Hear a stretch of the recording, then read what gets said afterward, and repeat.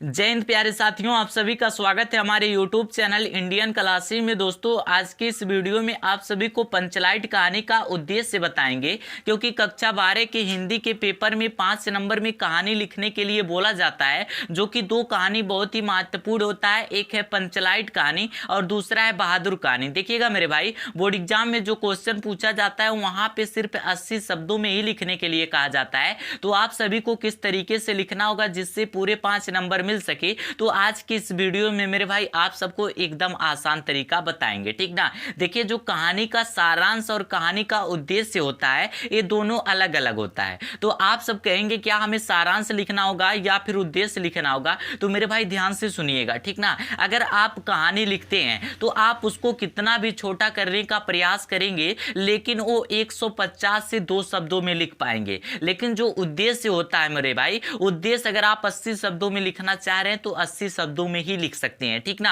अब मेरे भाई जो आपसे पूछा जाएगा आप उसको लिख सकते हैं, लेकिन कहानी का मतलब समझिएगा मेरे भाई, जिस बात का वहां पे वर्णन किया जाता है उसको पूरा छापना रहता है। और उद्देश्य का मतलब होता है मेरे भाई, वहां पे जो लेखक लिखे हैं, जो कवि लिखे हैं, वो अपनी बातों को किस तरीके से व्यक्त करना चाहते हैं, किसके बारे में बातें बोलना चाहते हैं और वहां पे किसका वर्णन किया गया है, लोगों के प्रति क्या कहा जा रहा है, मतलब ये सब बातें मेरे भाई आप सबको उद्देश्य में लिखना है, ठीक ना। तो मेरे भाई कहानी का सारांश वाला वीडियो आप सबके लिए बना दिए हैं और उद्देश्य में देखिए किस तरीके से लिखना होगा। बस मेरे भाई समझने का प्रयास कीजिएगा, बहुत ही आसान टॉपिक है।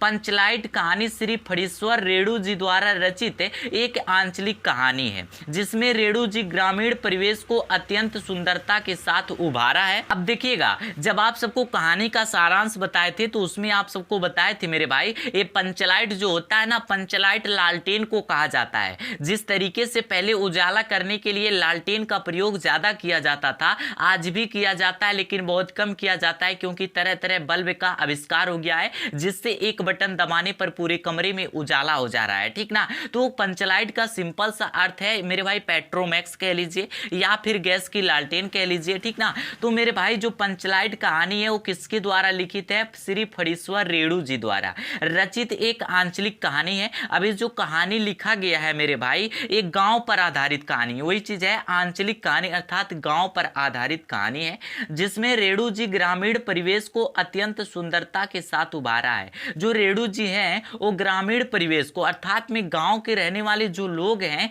उनको अत्यंत सुंदरता के साथ उभारा है, अर्थात उनको अच्छी अच्छी बातों से मेरे भाई उनको दर्शाया गया है, ठीक ना।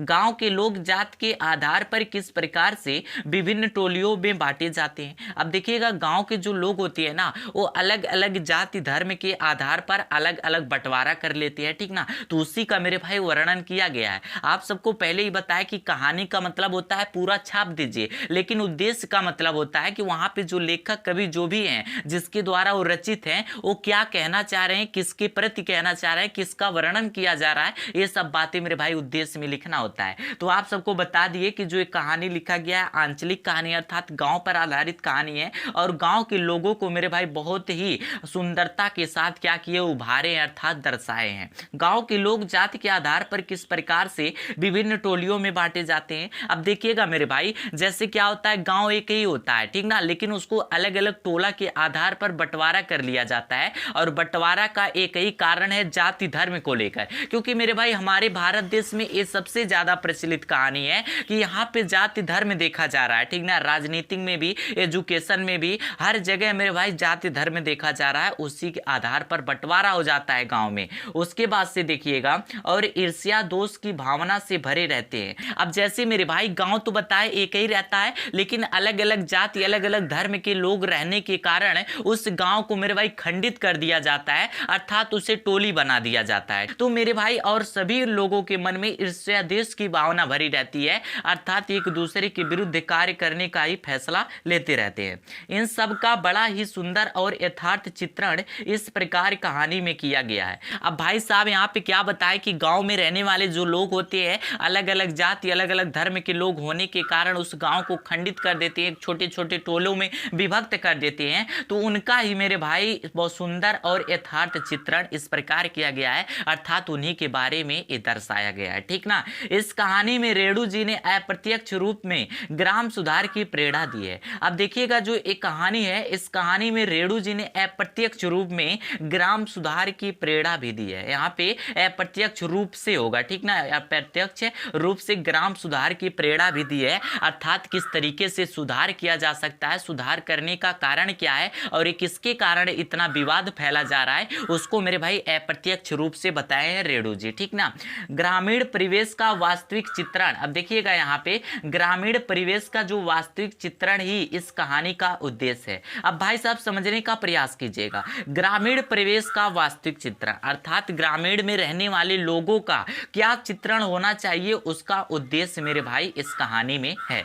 इसी के साथ रेणु जी ने यह भी सिद्ध किया कि आवश्यकता पड़ने से बड़े बड़े संस्कार और निषेध की अनावश्यकता सिद्ध कर देती है, ठीक ना। अब इसके साथ साथ रेणु जी ने यह भी सिद्ध कर दिया कि आवश्यकता बड़े से बड़े संस्कार और निषेध को अनावश्यक सिद्ध कर देती है। अर्थात मेरे भाई अगर आवश्यकता पड़ती है ना तो अच्छे लोगों को भी बुरा बना दिया जाता है और बुरे लोग को भी अच्छा बना दिया जाता है, ठीक ना। उनका कहना है रेणु जी का कि आवश्यकता पड़ने पर क्या से क्या हो जाता है उसकी कल्पना ही नहीं किया जा सकता, ठीक ना। उसके बाद से देखिएगा, अर्थात आवश्यकता पड़ने पर बड़े से बड़े दोष को भी हटाए जा सकते हैं। वही चीज आप सबको पहले ही बताएं कि मेरे भाई आवश्यकता पड़ने पर अच्छे को बुरे बनाया जा सकते हैं और बुरे चीजों को अच्छा बनाया जा सकता है, वही चीज यहाँ पर भी है। अब जैसे मान लीजिए मेरे भाई थोड़ा कहानी पर चर्चा करते हैं, ठीक ना। ये जो पंचलाइट है इसे लालटेन बताया जाता है कि ये लालटेन होता है। तो मेरे भाई एक लड़का है जिसका नाम है गोधन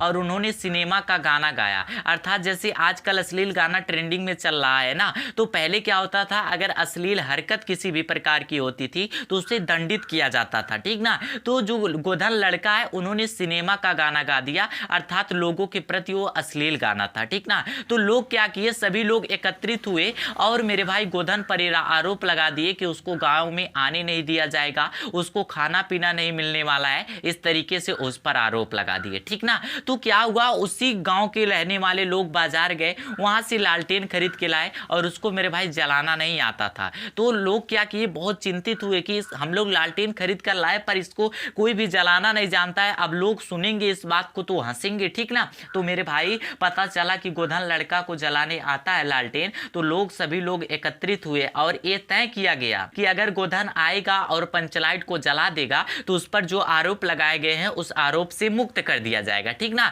तो मेरे भाई ये रहा उसका कहानी। अब मेरे भाई वो आया गोधन, पंचलाइट जला दिया और उस पर जो भी आरोप लगाया गया था उस आरोप से मुक्त कर दिया गया। तो यही चीज यहाँ पर उद्देश्य में लिखा जा रहा है कि आवश्यकता पड़ने पर अच्छे चीजों को भी बुरा बनाया जा सकता है और बुरे चीजों को भी अच्छा बनाया जा सकता है। जैसे उसको दंडित किया गया था लेकिन भाई वो लालटेन जला दिया, उसको दंडित से मुक्त कर दिया गया। तो ये रहा पंचलाइट कहानी, और कहानी का मेरे भाई जो निचोड़ है, अर्थात जो वहां पे लेखक द्वारा कही क्या जा रही है बातों को, उसको मेरे भाई उद्देश्य में दर्शाना होता है। तो देखिएगा मेरे भाई, उद्देश्य में बस सिंपल सा आप सबको इतना ही लिखना है, और अगर कहानी आप लिखने का प्रयास करेंगे तो कहानी और भी आसान होता है, लेकिन उसको मेरे भाई कम से कम आप सबको 150 से 200 शब्दों में लिखना होगा, ठीक ना। उससे छोटा आप कर ही नहीं सकते हैं, ठीक ना। अब मेरे भाई जो पॉइंट वाली बातें हैं, नोट करने वाली बातें, आप उसको कैसे छोड़ सकते हैं। तो मेरे भाई जो आपको अच्छा लगेगा आप उसको तैयार कर सकते हैं। आप उद्देश्य देखिएगा, उद्देश्य मेरे भाई छोटा है लेकिन हो सकता है आपको समझने में दिक्कत हो,